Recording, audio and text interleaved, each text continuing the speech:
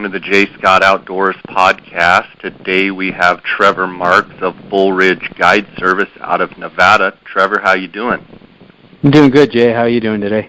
Good. It looks like you guys have had a great season over in Nevada. How's your elk season gone?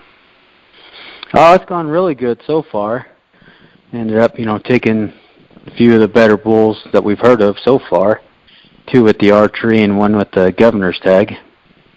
That's great. So let's start kind of from the beginning. A lot of the Southwest has experienced widespread drought, and I've talked to guys from Arizona, Utah, New Mexico, Colorado, across the board, and had droughty conditions. How was Nevada going into the antler growing season? What did you notice with antler growth? Any differences up or down or the same as normal? Oh, it's typically dry here in Nevada anyway. Our bulls, I'd say, kind of adapted to the drier conditions. We really haven't seen anything too drastic in the elk, although our deer seem to have been taking, a hit. But the elk, they've been pretty good, and even the bull, we ended up killing the biggest one so far. The governor's bull, he put on a little, actually, from last year. You've been able to take, you and your family have been able to take a bunch of governor's tag bulls. Talk a little bit about this year's governor's tag bull, and was it a bull that you've been really watching, and how it all went down, and talk a little bit about the story about that.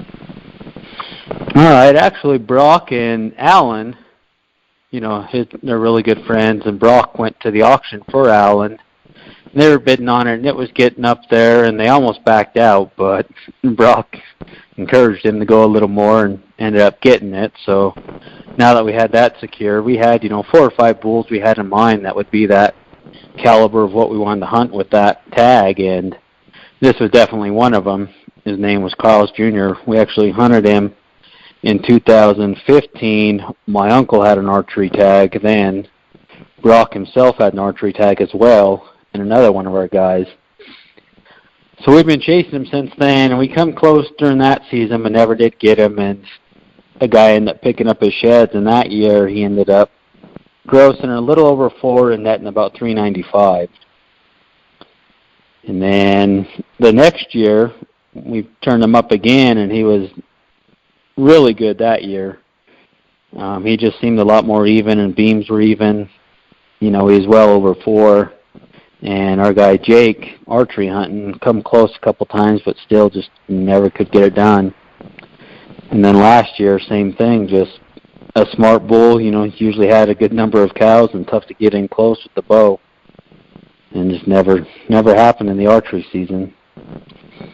So this year, when Alan got the tag, Brock had told him, this is the bull we want to kill. Obviously, we'll look at some of the other ones, and if one's bigger, for sure we'll shoot them. But this is the one we had set out to get. So when we finally did, it ended up was the icing on the cake.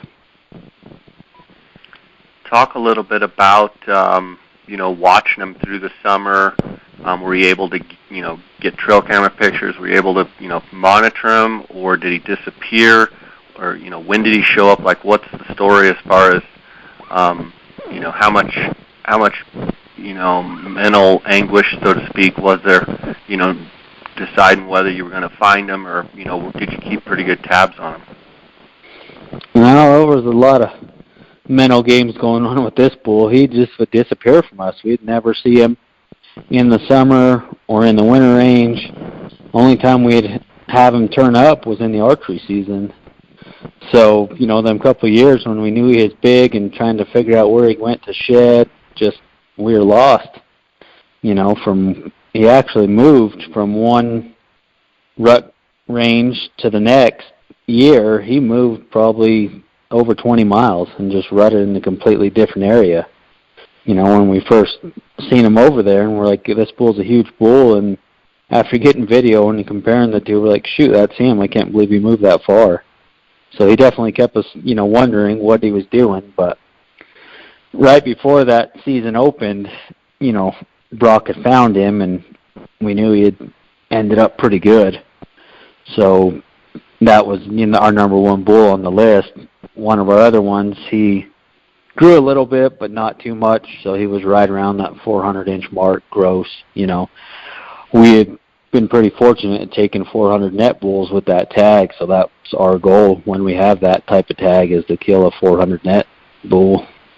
What did Alan's bull end up going? We'll say after the 60 days. Some stuff went on before with some scoring deals, but it'll definitely, it's one of the biggest typicals killed in Nevada ever. And what's his configuration? Just a giant 6-point. He was a 6.7 last year, typical 6.7, but he lost that, just big, heavy 6-point now. So his typical score will be, and he's fairly symmetrical as well. A little bit, mainly one beam. One beam's over 60, and then the other one's, mid 50s, mid to upper 50s. So that's about his biggest deduction on him. So you killed 2 other archery bulls, and then I assume, do you have some late hunts coming up, or are there some early season firearms? I'm not familiar with what tags you guys have left, so talk a little bit about those archery bulls, and then the next tags that you also have. The archery hunt, it starts August 25th till September 16th. So we just finished, about a week and a half ago, and ended up killing 6 archery bulls. The 2 biggest are right there, grossing around that 400-inch mark. And Brock had Bruce, one of the other hunters, and found that bull. And they actually hunted him last year. Brock did with a guy, and the guy just wasn't quite patient enough, sitting there, and got antsy after another bull bugling, and ended up killing that one when the other one was in the area. But he put on quite a few inches. He actually grew probably, 15, 20 inches. And they got that one killed. So then it was the last day of the archery season. Brock was looking around again. He'd done really good. Brock put in a lot of time this year looking for Alan, and turned up quite a few big bulls, and this was one of the ones he found in the summer. So when he turned them up hardhorn, that last day of the archery season, we had one of our other guys, Matt, that was hunting. So they went down there, and just same thing. That bull was rutting pretty good. Goes up into the hills the last evening, and we're sitting there waiting. I got down there with them in the midday. We went and helped out another friend, Jed and I. So after we killed her bull, we ran down there. And anyway, we sat up there all evening listening, and finally about 30 minutes before dark, that bull bugled, so we kind of knew where he was, and he was the only one up in there. And luckily snuck up in there and got an arrow in him and put him down. But just another giant bull that since last year, same thing, he grew, I'd say that 15, 20 inches. So a lot of our bulls did grow still pretty good for as dry as it was. Did you guys get quite a bit of moisture in the summer months? I know a lot of the other states, was really dry through the winter and the spring, and then, late monsoon, got a bunch of monsoon rain. How was your winter moisture and spring and then into the summer moisture? The winter moisture, like I said, it was pretty dry. It wasn't that good, but luckily a lot of our bulls summer up real high. So a lot of them north faces still got, a lot of good grass and moisture in them. And then really we didn't get too much other moisture till about June, July, and most of them were finishing off during that time. So not a lot in that mid growing season, but they summered or wintered really good and didn't have a hard winter. So to me, we've kind of seen that has a lot more to do with antler growth, is how hard they winter versus, having a lot of moisture from a heavy winter. So in other words, if they're not stressed in the winter, you see a good antler season usually when they grow their next set. But if you see a real harsh winter, you see it reflect in the antlers? Yeah, for sure from what we've seen. More often than not, that if it's a heavy winter, that we've seen them dive fairly hard off of that. Do you see your big bulls, from year to year, do they vary as much as, say, Arizona or Utah or New Mexico, meaning, sometimes they can get those 7, 8-year-old bulls that are, pushing 400, and then all of a sudden a bad year and they could go to 360, and then back to another good year and they could be, back to close to 400. Do you see that, because I know you pick up a lot of sheds as well, do you see that big drastic change, or in Nevada is that not really the case? Not really. We have seen them, like you said, they're really the only ones that we've, watched from year to year and drop off really hard was the bull we called Squiggly, that in 92, he was about 415. My uncle's got that set, and then the next year was a super hard winter, and he went down to about 385. And then the next year, he jumped back up to about that 415. So that's where we've seen, ones with a hard winter really take them down. Another bull we had that was one of the archery bulls we killed last year that Nick killed. Brock was hunting him in the 2015, and I got that set. And he's busted up a little bit, but intact. He was about 415 to 418. And then the next year, and it wasn't a bad winter at all, and where he wintered, it was low, really dry for the most part. But he dropped back down to about 390. And then next year when Nick killed him again, he jumped up to about 405. So just, a selective few here and there. But for the most part, they're not, that we've seen dropping that bad.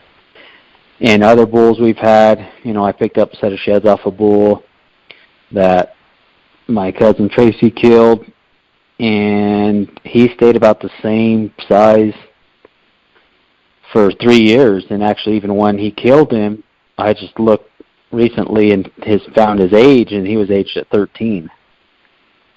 I was just going to ask you, there in Nevada, do you guys send off and get a lot of your bulls aged? And if so, what age, are most of these big bulls, these 400-inch bulls, what age are most of them? They used to require a tooth to be sent in. Nevada did. They hadn't done it the last 1 or 2 years. So a lot of the bulls we did kill, the guy sent the teeth in. But we see a peak in the bulls, anywhere from 8 to 12 probably. We have had bulls. Alan's big Mandingo bull that he killed a couple years ago with us, 2015, ended up grossing, I think, like 419 typical, netting 410. He was actually only 8 years old. We had another bull that died of natural causes. My dad got his set of sheds, and the Fish and Game aged him at 17 plus. Oh my goodness. Yeah, and at 17 plus, he was still 394 gross, like 374 net, and my dad's biggest set off him from 2 years before that, so he has 15, or so, was 422 gross and 413 net. Jeez. Yeah, so still at 15, he was still, that big. That's incredible. I want to take a quick second here to thank the sponsors of the podcast, and I want to remind the listeners that my friend Cody Nelson is the new optics manager at GoHunt.com Gear Shop, and if you're looking for any optics at all, you can call Cody. He's going to take care of the J. Scott Outdoors podcast listeners. You can call him directly at 702-847-8747, extension 2, or you can email him directly at optics, that's OPTICS, at GoHunt.com. I want to thank them for their sponsorship. Make sure to mention to Cody that you're a J. Scott Outdoors podcast listener, and he promised me he's going to take care of you guys. Also want to thank KUIU.com, KUIU.com. I know Trevor, I know you're a big KUIU guy and love their gear as well as I do. I want to thank them for their sponsorship. And then CanyonCoolers.com. If you guys are interested in getting a new cooler, check out CanyonCoolers.com. Use the J. Scott promo code, and you're going to get a 10% discount on all orders. Trevor, you talk about those age of those bulls. I'm over here in Colorado on the Ot6 Ranch, and a friend of mine purchased this ranch last September and been monitoring and checking out bulls, videoing them at morning and evening, and running trail cameras. And was curious your thoughts on deformed pedicle bulls. We have one bull that we nicknamed Loppy that before I got here, they have pictures of Loppy in 2013, and he looked to be about the same frame size, and his right side is deformed pedicle, kind of grows out. He's still a big frame type of bull. This year he seems to be 30 inches smaller. In your mind, are deformed pedicles, well, first, do you have much experience with them, and then second, do you think that that's something that's genetic, or do you think that that's something that they've damaged their pedicle and then every year they're going to grow a set that's going to be deformed like that? I think it's more genetics than not, but there are a few that we had seen bulls, like you say, young, spikes, raghorns that, say, go to jump a fence. We've seen one actually before get caught and fell over on his antler and broke his antler. Then it was just flopping, while he was running off. So obviously that pedicle had broke, was still intact with the hide, and then grow over with it, deformed. And then the other part where I do think it is genetics, that we have one spot in one day I seen 3 bulls that were a typical 7-point on the one side and a screwed up pedicle on the other. Right. So it was in the same area. So to me, I do think it, can be genetic, but other times I do see where just a young bull, ends up breaking that pedicle. Yeah, definitely. I think when you see the same antler configuration year after year, I would think genetically that's a bull that has, my opinion is that's a bull that's, whatever side it is, genetically he's got a deformed pedicle and he'll never grow anything but a deformed pedicle. So just interesting to get your take on that. So are there any late rifle hunts, coming up, or is that more later in the fall? And how do you anticipate the season in Nevada going on those late hunts? We still have a muzzleloader hunt coming up October 22nd till November 5th. Okay. And then there will be 2 late hunts after that, November 6th to the 20th, then November 21st till December 4th. So we still got the majority, the biggest part of our elk hunts coming up. It'll be interesting this year, like we were talking with the precipitation and the moisture affecting horn growth. I think it didn't really affect our horn growth as much, but I think the density of our antlers changed. And that being said, that we're seeing a lot more broke bulls this year than before. So I do think that for the listeners out there, explain to them what bone density and your opinion of bone density and why that, if bone density is lacking, how that equates to broken antlers. I think it just makes them a lot more brittle.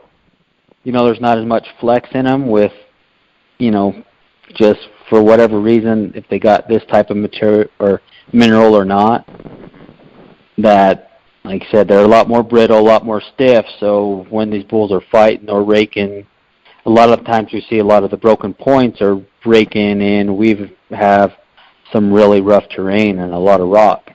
So when the bulls start rutting, and urinating on the ground or start raking that ground, that's a lot of force growing through the antlers, with just the tips of their points in the ground.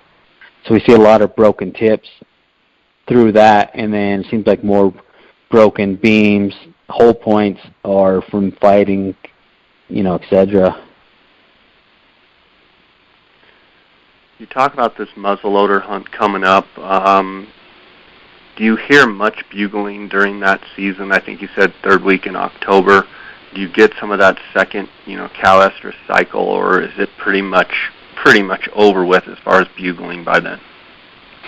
No, they're still bugling fairly decent. Majority of the bigger bulls are broken off by then, as far as from the cows, just out solo. It can be a tough hunt here in Nevada. Nevada's open site for muzzleloader. No single power or anything. It's just iron sights or true glow sights, any of that. But it is open site, so it does make it tough when they're done rutting, because then they go back up into their winter range, which is a lot of cross canyon stuff, a lot of rock slides, thick area. So that muzzleloader hunt getting into that 150 yards gets pretty tough. As you move into the late elk hunts, I get a lot of questions about where to find bulls, in the late season, and how do you hunt them. Could you address that a little bit? Maybe some of the consistencies that you see in late, some of your better late hunt spots as far as terrain, topography, vegetation. What are those bulls in the late season? What do they look for? Well, from my experience, that definitely I've found that early morning, late glassing, that you're going to find them in the openings. In the openings, elk eat a lot of grass. It's probably one of their biggest foods that they eat. That there's not a whole lot of that grows in them thick trees. There is some, but you'll definitely find them out in the openings, real early. And then obviously they're going to go in them thicker trees and bed on some north sides if they got it, or just even the thickest trees they got, because we've heard that an elk's comfortable at like 20 degrees in November. So when we have them 60, 70 degree days and it's sunny, them elk aren't staying out in the sun very long. They're definitely heading to bed pretty quick. So you talk about looking at those openings early on, but then do you focus a lot of your glassing on those? You just look on the mountain and look for the shadiest spot, the thickest spot where they can get the most cover and the most shade? Yeah, definitely that. And then to me, if I'm in a spot where I can be mobile, I like to cover a lot of country. We only have, say, roughly about an hour, hour and a half in the mornings to be looking on them open sides. So I'm trying to move to the spots that I know elk generally hang. And then once it starts slowing down, then I'll start hitting them north sides and taking my time in that shady spot, trying to pick them out, either bedded or just slowly feeding, looking for cover. Normally the Nevada late season elk hunts, seems like you guys, and I say you guys, your guiding outfit as well as others, do pretty well as far as killing some pretty good bulls comparing state to state on the late hunts. It doesn't seem like you guys get quite as much breakage as other states. Do you have an opinion on that?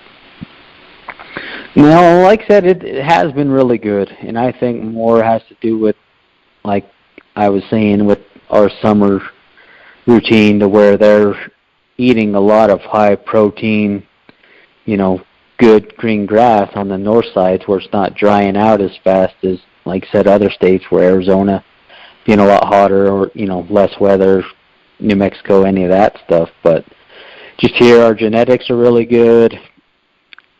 Like I said, our bone density, what we've seen lately, have been really good, to where they're not breaking up super bad. Usually, you might get a broke point here or there, but and then other than that too, is we have quite a few bulls to where we're being a lot more selective, I think, as well.